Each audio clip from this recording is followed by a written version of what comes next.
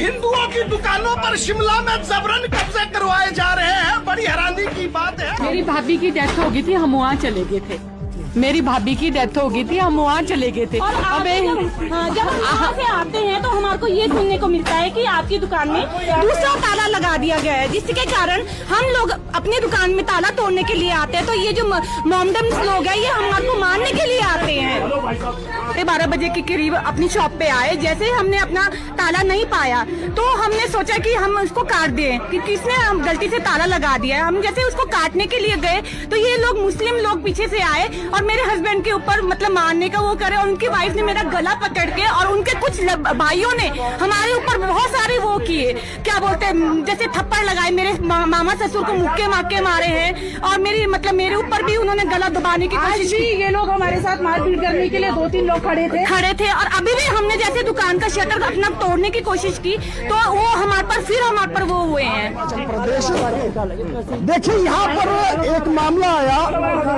हमारी बुजुर्ग महिला है, 1947 से यहाँ पे दुकान किराए पे करती थी। इसका मतलब हम बार बार कह रहे हैं कि जिस तरीके से यहाँ डेमोक्रेसी बदल रही है, यहाँ पे इन जिहादियों का नंगा नाच हमें रोज देखने को मिल रहा है। चाहे बिलासपुर में एक जिहादी द्वारा बलात्कार की घटना हो 5 साल की बच्ची से, चाहे यह दुकान पे कब्जा करने की घटना हो। यहाँ पर परसों रात को इन जिहादियों ने ताले को तोड़कर इस दुकान पर जबरन कब्जा करना, ये किसी एक दुकान पे कब्जा करने की बात नहीं है। ये जिहादी यह संदेश देना चाहते हैं कि हमने शिमला की डेमोग्राफी बदल दी, हम यहाँ पर है, तुम्हारी छाती में मूंग दलेंगे, तुम्हारे सिर पर नंगा नाच करेंगे। यहाँ का हिंदू समाज ये बर्दाश्त नहीं कर सकता, बिल्कुल भी यह चीज बर्दाश्त नहीं की जा सकती है। रहना होता हमने भाईचारे के साथ सबका स्वागत किया था, परंतु ये भाई भाई कह के हिंदू का चारा बनना हमें स्वीकार नहीं है। जय श्री राम, हर महादेव। मैं देवम्बी शर्मा, राष्ट्रीय प्रचारक श्री हिंदू तख्त। इस वीडियो ਦੇ ਵਿੱਚ ਬਜ਼ੁਰਗ ਮਹਿਲਾ ਦੇ ਆਂਸੂ ਤੁਹਾਨੂੰ ਕੀ ਸਮਝਾਉਣਾ ਚਾਹ ਰਹੇ हैं, क्या ਤੁਹਾਨੂੰ उस चीज़ ਦੀ समझ आ रही है कि इस दिन में मैंने समझाना पड़ेगा। इस महिला ਦੇ ਆਂਸੂ ਤੁਹਾਨੂੰ ਇਹ ਸਮਝਾਉਣ ਦੀ ਕੋਸ਼ਿਸ਼ ਕਰ ਰਹੇ हैं कि हिंदुओं ਤੁਸੀਂ नपुंसक हो चुके हो, नामर्द हो चुके हो। ਦਿੱਲੀ ਦਾ ਸਮਝ ਆ ਰਿਹਾ ਸੀ, यूपी ਸਮਝ ਆ ਰਿਹਾ ਸੀ, ਪਰ ਇਹ ਲੋਕ ਦੇਵ ਭੂਮੀ ਦੇ ਵਿੱਚ ਵੀ ਪਹੁੰਚ ਚੁੱਕੇ हैं ਤੁਹਾਨੂੰ ਪਰੇਸ਼ਾਨ ਕਰਨ ਲਈ। ਜ਼ਿੰਮੇਵਾਰ ਕੌਣ ਹੈ? ਨਾ ਸਰਕਾਰ ਜ਼ਿੰਮੇਵਾਰ ਹੈ, ਨਾ ਹੀ ਪ੍ਰਸ਼ਾਸਨ ਜ਼ਿੰਮੇਵਾਰ ਹੈ। ਜ਼ਿੰਮੇਵਾਰ ਹੈ ਹਿੰਦੂਆਂ ਦੀ ਚੁੱਪ ਰਹਿਣਾ। ਜ਼ਿੰਮੇਵਾਰ ਹੈ ਹਿੰਦੂਆਂ ਦਾ ਜਾਗਰੂਕ ਨਾ ਹੋਣਾ। ਜ਼ਿੰਮੇਵਾਰ ਹੈ ਹਿੰਦੂਆਂ ਦਾ ਸ਼ਸਤਰਹੀਨ ਹੋਣਾ। ਤੁਹਾਡੀ ਦੁਕਾਨਾਂ, ਤੁਹਾਡੇ ਪਰਿਵਾਰਾਂ ਦੇ ਜਿਹੜੇ ਪਿਛੋਕੜ ਤੁਹਾਡੇ ਪਰਿਵਾਰ ਦੇ ਘਰ ਹੈ, ਖਾਨਦਾਨੀ ਘਰ ਹੈ, ਉਹਨਾਂ ਉੱਤੇ ਕਬਜ਼ੇ ਹੋ ਰਹੇ ਸ਼ਰੇਆਮ।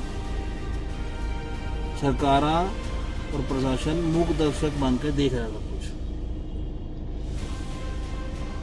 जागृत हो जाओ, शिव शक्ति का जाप करो, अपनी रक्षा आप करो, अपने देवी देवताओं के शस्त्र धारण करो।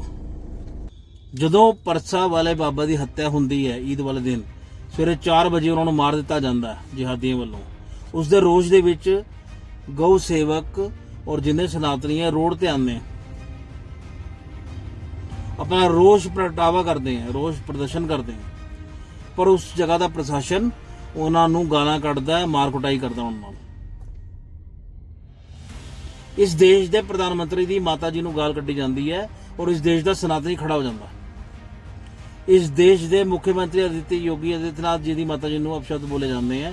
बिहार के मौलवी वालों साडे देश का सनातनी खड़ा हो जाता है, पर ये लोग देश के सनातनियों को शरेआम सड़कों के उत्ते गाली गलोच कर रहे हैं।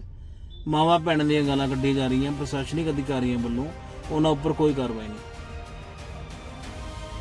तुहाडे कोल विकल्प की है? विकल्प सिर्फ इक्को ही है, अपने देवी देवताओं के शस्त्र धारण करो, अपनी रक्षा करो, शिव शक्ति का जाप करो, अपनी रक्षा आप करो।